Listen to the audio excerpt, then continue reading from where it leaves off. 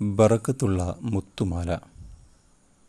അലി അക്ബർ ഉസ്താദിൻ്റെ ആയിഷ തിരുനബിയുടെ ഇഷ്ടസഖി എന്ന ഗ്രന്ഥത്തിൽ നിന്ന്. തിരുമേനിയോടൊപ്പമുള്ള യാത്രകൾ ഓരോന്നും വലിയ പുതുമയാണ്. ഇഷ്ടകാന്തനെ തൊട്ടിയുരുമ്മിരിക്കാം, വിജ്ഞാനങ്ങൾ നുകരാം, കാഴ്ചകൾ കാണാം, നല്ല സംസ്കാരങ്ങൾ പഠിക്കാം. പക്ഷേ എന്നും അതിനവസരം കിട്ടാറില്ല. എല്ലാ സഹധർമ്മധാരങ്ങൾക്കും അവസരമൊരുക്കണ്ടേ? അതിനായി അവിടുന്ന് പോകുന്നതിന് മുമ്പ് നറുക്കിടുകയാണ് പതിവ്. അത് കിട്ടുന്ന ഭാഗ്യവതികൾക്ക് യാത്രയിൽ കൂടെ പോകാം. ചില യാത്രകൾ വെറും സന്തോഷമല്ല, ദുഃഖവും വിഷമങ്ങളുമുണ്ടാക്കും. യുദ്ധയാത്രകൾ ഏറെ ദുസ്സഹമാണ്. ദുർഘടങ്ങൾ സഹിക്കണം, ഇഷ്ടക്കാരുടെ വേർപാടുകളുമായി പൊരുത്തപ്പെടണം, അംഗവിഹീനരെയും രോഗികളെയും പരിചരിക്കാൻ നേതൃത്വം വഹിക്കണം, വെയിലും മഞ്ഞും കൊള്ളണം. എന്തൊക്കെയായാലും തിരുമേനിയോടൊപ്പമല്ലേ? ആയിഷ റളിയല്ലാഹു അൻഹാക്കിത് പെരുത്തിഷ്ടമാണ്. അവർ യാത്രക്ക് ഒരുങ്ങി പുറപ്പെടും. അവസരങ്ങൾ പാഴാക്കാറില്ല. അങ്ങനെയൊരു യാത്രക്ക് അവസരം കിട്ടിയിരിക്കുകയാണ് ഇപ്പോൾ.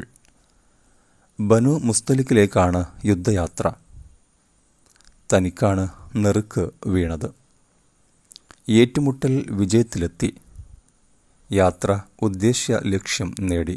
സന്തോഷമാണ്. യുദ്ധം ജയിച്ചു തിരിച്ച് പോരുകയാണ്. പിതാവ് അബൂബക്കറടക്കം പ്രമുഖരെല്ലാവരുമുണ്ട്. കതിരോൻ്റെ ചെങ്കതിരുകൾ താളുപോലെ തളർന്നിരിക്കുന്നു. അന്തിച്ചുവപ്പ് മാനക്കോണിൽ ഒഴുകി പരന്നിരിക്കുന്നു. മരുഭൂമിയിലൊരു കുളിരിൻ്റെ പുതപ്പ് ശിരസിന് മുകളിലിടാൻ ഒരുങ്ങുന്നു. ആയിഷ റളിയല്ലാഹു അൻഹ വെറുതെ തൻ്റെ കഴുത്തിലേക്ക് നോക്കിയതാണ്. ഞെട്ടിപ്പോയി. മാല കാണുന്നില്ല. വിലപിടിച്ച തോൽവാറിൽ മുത്തുപിടിപ്പിച്ച മാലയാണത്. കല്യാണ സമ്മാനമായി ഉമ്മ കഴുത്തിലണിയിച്ചതാണ്. എന്തു ചെയ്യും? താൻ ഒട്ടകക്കട്ടിലിനുള്ളിലാണ്. തിരുനബിയോട് വിവരം പറയുക തന്നെ മാർഗം. കാര്യമറിഞ്ഞപ്പോൾ അവർ ദാത്തുൽ ജയ്ഷിലാണ്. എന്നാൽ ഇവിടെ വിശ്രമിക്കാം. മാല തിരഞ്ഞു പിടിക്കാൻ ജനങ്ങൾ ഇറങ്ങി. ആയിഷയുടെ മടിയിൽ തലചായ്ച്ച് അവിടുന്ന് മയങ്ങി. ഇഷ്ടക്കനി മാലയും കാത്ത് ടെൻറ്റിൽ ചാരിയിരിക്കുകയാണ്. കിഴക്ക് വെള്ളക്കീറി. പുലർക്കാല ശീതക്കാറ്റ് കുസൃതി കാട്ടിയപ്പോൾ എല്ലാവരും എണീറ്റു. വുളുവെടുക്കാൻ വെള്ളം അന്വേഷിച്ച തിരുനബിക്ക് വെള്ളം കൊടുക്കാനില്ല. അപ്പോഴാണ് അറിഞ്ഞത് ആരുടെ കയ്യിലും ജലമില്ല. ഈ മരുപ്പറമ്പിലിനി എവിടെ ജലമന്വേഷിക്കാൻ?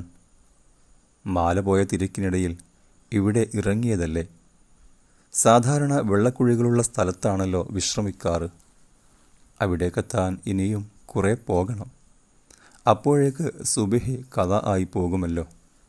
ആളുകൾ വിഷമിച്ചു. ചിലർ ആയിഷയെ കുറ്റപ്പെടുത്തി. അവരുടെ ഒരു നശിച്ച മാല മൂലമാണ് ഇവിടെ ഇറങ്ങിയത്. ഇഷ്ടസഖിയെ ചിലർ പഴി പറഞ്ഞത് അബൂബക്കറും കേട്ടു. അദ്ദേഹം ആയിഷയുടെ അടുത്തെത്തി. നിന്റെ ഒരു തുലഞ്ഞ മാല കാരണമാണ് ജനങ്ങളെല്ലാം വിഷമിക്കുന്നത് എന്ന് പറഞ്ഞ് അദ്ദേഹം അവരുടെ തോളിൽ പിടിച്ച് മെല്ലെ തള്ളി. സിദ്ദീഖ് റളിയല്ലാഹു അൻഹു മകളോട് കയർത്ത് സംസാരിക്കുന്നത് നബി സല്ലല്ലാഹു അലൈഹി വസല്ലമ കേട്ടു. അവിടുത്തേക്കും വിഷമമായി. ഉടൻ ജിബ്രീൽ ഇറങ്ങി. ഖുർആൻ അവതരിക്കുകയാണ്. നിങ്ങൾ രോഗികളോ ശൗചം ചെയ്യാനുള്ളവരോ സ്ത്രീ സംസർഗം പുലർത്തിയവരോ യാത്രക്കാരോ ആവുകയും വെള്ളം ഉപയോഗിക്കാൻ പറ്റാത്ത സാഹചര്യം വരികയും ചെയ്താൽ ശുദ്ധമായ മണ്ണ് നിയമപ്രകാരം ഉപയോഗിക്കുക. കൈകളും മുഖവും തടവുക. എന്തൊരാശ്വാസം! തിരുനബിക്കും സഹചരർക്കും വലിയ സന്തോഷമായി. ഇഷ്ടസഖിയെ കുറ്റം പറഞ്ഞവർ മറിച്ച് പറഞ്ഞു, ആയിഷയെ കൊണ്ടല്ലേ ഈ ഇളവ് ലഭിച്ചത്. ലളിതമായ ഒരു പരിഹാരം തുറന്നു കിട്ടിയത്. മരുഭൂയാത്രകളിൽ എന്തൊരു സമാശ്വാസമാണ് ഈ വിധി. ബറക്കത്തുള്ള മാല തന്നെ.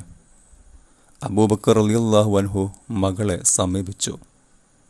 താൻ പറഞ്ഞതിൽ ആ ബാപ്പ മോൾ ഉമ്മുൽ മുഅ്മിനോട് ക്ഷമ പറഞ്ഞു. ആയിഷ റളിയല്ലാഹു അൻഹ ആശ്വാസത്തിൻ്റെ നിറവേർപ്പെടുന്നത് കണ്ട് തിരുമേനി മന്ദമായി പുഞ്ചിരി തൂകി.